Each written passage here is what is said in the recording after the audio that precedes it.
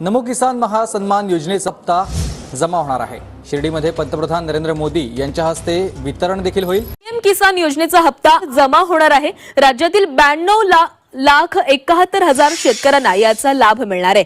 देशातील 9,70,00,000 शेतकऱ्यांच्या खात्यामध्ये 20,500 कोटी रुपये जमा होतील आणि यावेळी राज्यातील एकूण 92,71,000 शेतकरी कुटुंबांना प्रत्येकी 2,000 रुपयांच्या हप्त्याचं वितरण केले जाईल। आजची माहिती तुमच्यासाठी अत्यंत महत्त्वाची ठरेल, त्यामुळे ही बातमी तुम्ही शेवटपर्यंत लक्ष देऊ नका, कारण अनेक दिवसांपासून ज्या आर्थिक मदतीची लाखो शेतकरी आतुरतेने वाट बघत होते त्या संदर्भात आता अतिशय मोठा निर्णय आपल्या महाराष्ट्र सरकारने घेतला।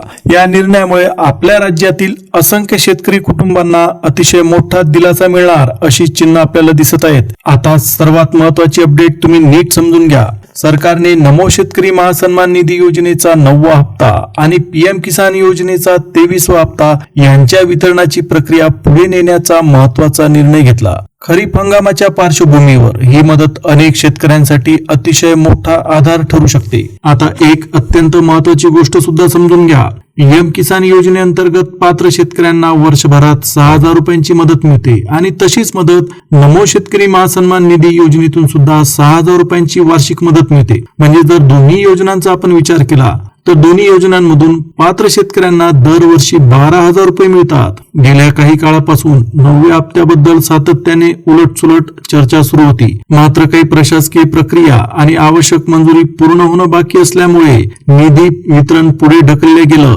आता त्या सगळ्या प्रक्रिया पूर्ण झालेल्या आहेत। आपले लाडके मुख्यमंत्री देवेंद्र फडणवीस यांनी एका सभेदरम्यान स्पष्ट शब्दात सांगितलं की नमो शेतकरी योजनेच्या सगळ्या प्रक्रिया पूर्ण झालेल्या असून आता तात्काळ पात्र शेतकऱ्यांच्या खात्यात नमोचा हप्ता जमा करण्यात येणार आहे। आता या आर्थिक मदतीचं महत्त्व सुद्धा तुम्ही नीट समजून घ्या। सध्या आपल्या महाराष्ट्रामध्ये खरीप हंगामाची कामं अतिशय वेगाने सुरू आहेत। बियाणांची खरेदी होत आहे, खतांची व्यवस्था शेतकरी करत आहे, औषधांचा खर्च चालू आहे आणि इतर शेतीची कामं सुद्धा झपाट्याने होत आहेत। या सगळ्यांसाठी पैशांची गरज असते, त्यामुळे सरकारकडून येणारी ही आर्थिक मदत शेतकऱ्यांसाठी त्यांच्या नियोजनासाठी मोठा हातभार लावू शकते। आपल्या महाराष्ट्रात एकूण 36 जिल्हे आहेत। सर्व लाभार्थ्यांच्या खात्यात एकाच दिवशी डीबीटीच्या माध्यमातून निधी जमा करणं तांत्रिकदृष्ट्या शक्य नाही, त्यामुळे निधी वाटप जास्त सुरळीत आणि एकदम नियोजनबद्ध पद्धतीने टप्प्याटप्प्याने पार पाडण्याचा निर्णय आपल्या महाराष्ट्र सरकारने घेतला। त्यामुळे काही जिल्ह्यांमध्ये आधी निधीचं वाटप होईल आणि उर्वरित जिल्ह्यांमध्ये त्यानंतर निधी वाटपाची सगळी प्रक्रिया पूर्ण केली जाईल। आता पुढील महत्त्वाची माहिती तुम्ही नीट लक्ष देऊ नये का। संपूर्ण राज्यात एकाच वेळी निधी जमा करण्याऐवजी वाटपाची प्रक्रिया टप्प्याटप्प्याने राबवणार असल्याचं आपले मुख्यमंत्री देवेंद्र फडणवीस यांनी सांगितलं। आपल्या महाराष्ट्रातील 36 जिल्ह्यांपैकी सुरुवातीच्या टप्प्यात 16 जिल्ह्यातील पात्र शेतकऱ्यांच्या खात्यात रक्कम जमा केली जाईल। त्यानंतरच्या दुसऱ्या टप्प्यात आणखी 12 जिल्ह्यांचा समावेश करण्यात आला आणि उरलेले जितके 8 जिल्हे आहेत त्या उर्वरित जिल्ह्यांमध्ये तिसऱ्या टप्प्यामध्ये निधी वाटप पूर्ण होईल। आता प्रत्येक शेतकऱ्याच्या मनात एक उत्सुकता नक्कीच असेल, पहिल्या टप्प्यात नेमक्या कोणत्या जिल्ह्यांचा समावेश करण्यात आला, कारण जर त्या यादीमध्ये तुमच्या जिल्ह्याचं नाव असेल तर तुमच्या खात्यात निधी वाटपाची प्रक्रिया 100% पूर्ण होईल। त्यामुळे पुढे सांगितली जाणारी प्रत्येक माहिती तुम्ही लक्षपूर्वक ऐका, ही तुमच्यासाठी अत्यंत महत्त्वाची इम्पॉर्टंट नक्कीच ठरेल।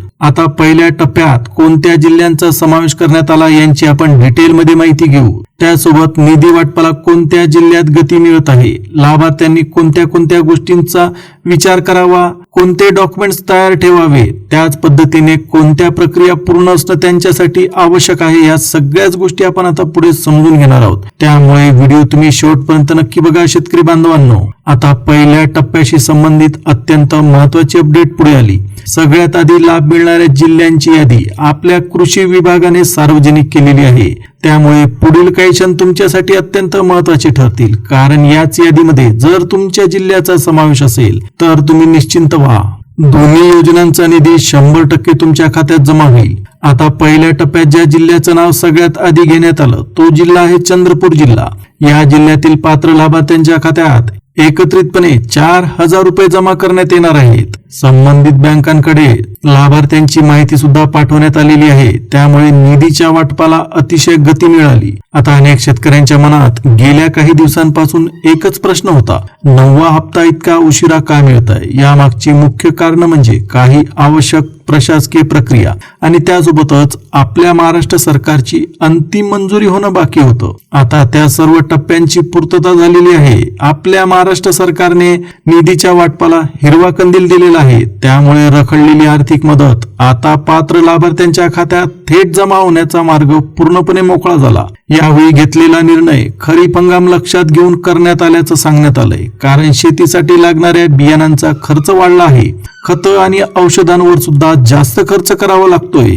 मशागतीसाठी सुद्धा मोठी रक्कम लागत आहे. अशा परिस्थितीत 4,000 रुपयांची आर्थिक मदत शेतकरी कुटुंबांसाठी नक्कीच आधार ठरू शकते. आता विशेष करून अल्पभूधारक आणि मध्यम शेतकऱ्यांना या मदतीचा खूप मोठा फायदा होईल. आता पुढचा जिल्हा आहे विदर्भातला नंदुरबार जिल्हा. नंदुरबार जिल्ह्यातील पात्र लाभार्थ्यांची आवश्यक तपासणी पूर्ण झाल्यानंतर अंतिम यादी संबंधित बँकांकडे पाठवण्यात आली. त्यामुळे या जिल्ह्यात सुद्धा निधी वाटपाच्या प्रक्रियेला अतिशय मोठी गती मिळाली. विशेष करून कापूस आणि सोयाबीन सारख्या पिकांवर अवलंबून असलेल्या शेतकरी कुटुंबांना या मदतीची अनेक दिवसांपासून प्रतीक्षा होती आणि आता ती प्रतीक्षा संपुष्टात आलेली आहे. आता ही प्रक्रिया सुरू झाल्यामुळे सगळीकडे समाधानाचं वातावरण तयार झालेलं आपल्याला दिसतंय.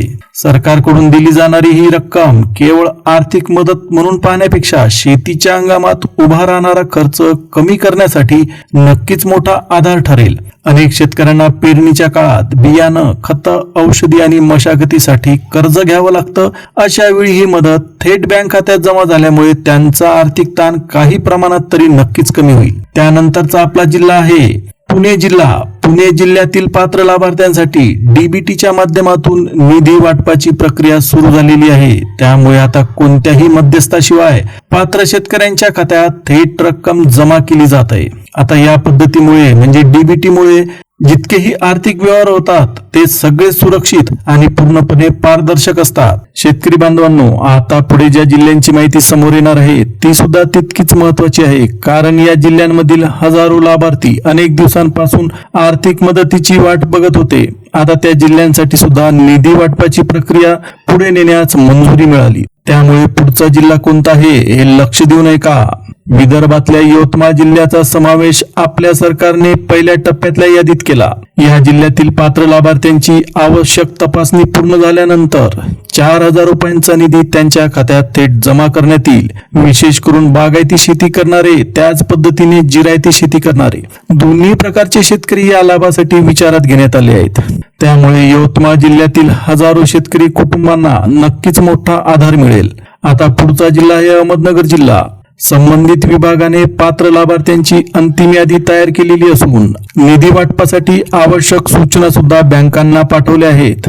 ज्या लाभार्थ्यांनी ई-केवायसी पूर्ण केली आणि ज्यांचे बँक खाते आधार क्रमांकाशी योग्य पद्धतीने जोडलेले आहेत, लिंक झालेले आहेत, अशा शेतकऱ्यांच्या खात्यात आर्थिक मदत जमा होण्याची प्रक्रिया सुरू झालेली आहे. त्यामुळे या भागातील अनेक शेतकऱ्यांना नक्कीच मोठा दिलासा मिळतोय. आता इथे अजून एक महत्वाची गोष्ट समजून घ्या. अनेक वेळा निधी मंजूर झाला म्हणजे प्रत्यक्ष खात्यात रक्कम जमा होत नाही. अशा परिस्थितीला काही मोठी कारणं असतात. त्यापैकी एक म्हणजे NPCI मॅपिंग अपूर्ण असणं. त्यामुळे तुमचं बँक खातं आधारशी जोडलेलं आहे का, तसेच NPCI मॅपिंग योग्यरित्या पूर्ण झाला आहे का, याची तुम्ही स्वतः एकदा खात्री करून घ्या. कारण सरकारकडून डीबीटीच्या माध्यमातून आर्थिक मदत आता थेट तुमच्या खात्यात जमा केली जात आहे. त्यानंतरचा आपला जिल्हा आहे विदर्भातला अमरावती जिल्हा. अमरावती जिल्ह्यामध्ये पात्र लाभार्थ्यांची पहिली यादी तयार करण्यात आली असून निधी वाटप सुरू झालेलं आहे. आता अमरावती जिल्ह्यामध्ये बागायती पिकांवर आधारित शेती करणाऱ्या अनेक कुटुंबांना नक्कीच आधार मिळू शकतो. त्यामुळे या जिल्ह्यातील शेतकऱ्यांमध्ये सुद्धा अतिशय आनंदाचं वातावरण तयार झालंय. तर शेतकरी बांधवांनो, आता आणखी एक महत्वाची गोष्ट लक्षात ठेवा. निधी मंजूर झाल्यानंतर सर्व लाभार्थ्यांच्या खात्यात एकाच वेळीस रक्कम जमा होणार नाही. डीबीटीच्या पद्धतीप्रमाणे नियोजनबद्ध आणि टप्प्याटप्प्याने काम होत असल्यामुळे काही लाभार्थ्यांच्या खात्यात सकाळी रक्कम जमा होऊ शकते, तर काहींना त्याच दिवशी नंतर SMS येऊ शकतो. त्यामुळे तुमच्या खात्यात रक्कम दिसली नाही म्हणून घाबरून जाऊ नका. अधिकृत प्रक्रिया पूर्ण होईपर्यंत तुम्ही संयम ठेवा. आता पुढचा जिल्हा आहे पश्चिम महाराष्ट्रातला कोल्हापूर जिल्हा. आता कोल्हापूर जिल्ह्यातील पात्र लाभार्थ्यांची यादी संबंधित बँकांकडे पाठवण्यात आली. या जिल्ह्यात कापूस आणि सोयाबीन पिकांची मोठ्या प्रमाणात लागवड केली जाते. आता ही प्रक्रिया सुरळीत आणि वेगाने पूर्ण झाली पाहिजे म्हणून प्रशासनाने आवश्यक यंत्रणा सुद्धा अलर्टवर ठेवलेली आहे. आता अत्यंत महत्वाची गोष्ट समजून घ्या. अनेक शेतकरी असा प्रश्न विचारत आहेत की काही लाभार्थ्यांच्या खात्यात रक्कम जमा होते पण काहींची आर्थिक मदत का थांबते. तर यामागचं कारण सुद्धा सरकारने स्पष्ट केलं. सरकारने जितक्याही अटी ठेवलेल्या आहेत त्यापैकी एक अट जरी पूर्ण नसेल तरी सुद्धा तुमच्या खात्यात रक्कम जमा व्हायला उशीर लागू शकतो. त्यामुळे पुढची माहिती प्रत्येक शेतकऱ्यासाठी अत्यंत महत्वाची ठरेल. आता त्या आवश्यक अटी कोणत्या हे सुद्धा तुम्ही माहित करून घ्या. सगळ्यात आधी प्रत्येक लाभार्थ्याची ई-केवायसी प्रक्रिया पूर्ण झालेली असणं गरजेचं आहे. प्रत्येक लाभार्थ्याचं आधार क्रमांक संबंधित बँक खात्यासोबत जोडलेलं असणं अत्यंत गरजेचं आहे. त्यासोबत प्रत्येक लाभार्थ्याजवळ फार्मर ID कार्ड असलंच पाहिजे. त्यामुळे एकदा स्वतःची सर्व माहिती तुम्ही तपासून खात्री करून घेणं तुमच्यासाठी फायदेशीर ठरेल. आता आणखी महत्वाच्या जिल्ह्यांची माहिती समोर येत आहे. फार्मर ID कार्ड का आवश्यक ठरत आहे, पात्रतेसाठी कोणते नियम लागू आहेत, वर्षभरात किती आर्थिक लाभ मिळू शकतो, त्याच पद्धतीने पुढच्या टप्प्यात कोणत्या जिल्ह्यांना प्राधान्य देण्यात आलं याची सविस्तर माहिती आपण जाणून घेणार आहोत. त्यामुळे शेवटपर्यंत तुम्ही अपडेट नक्की लक्षपूर्वक बघा. आणखी एक महत्वाची माहिती समोर आली. अनेक लाभार्थ्यांच्या खात्यात निधी जमा झाला मात्र काही शेतकरी अजून सुद्धा प्रतीक्षेमध्ये आहेत. याबद्दल सरकारने पात्रतेशी संबंधित काही आवश्यक अटी स्पष्ट केल्या. आता या अटी पूर्ण करणाऱ्या लाभार्थ्यांनाच आर्थिक मदत वितरित केली जाईल. त्यामुळे स्वतःची माहिती आणि कागदपत्र अचूक आहेत का हे एकदा तुम्ही तपासून घ्या. जसं प्रत्येक नागरिकासाठी आधार कार्ड अत्यंत आवश्यक मानलं जातं त्याच पद्धतीने प्रत्येक शेतकऱ्यासाठी फार्मर ID कार्ड एक महत्वाचं डॉक्युमेंट बनत चाललं आहे.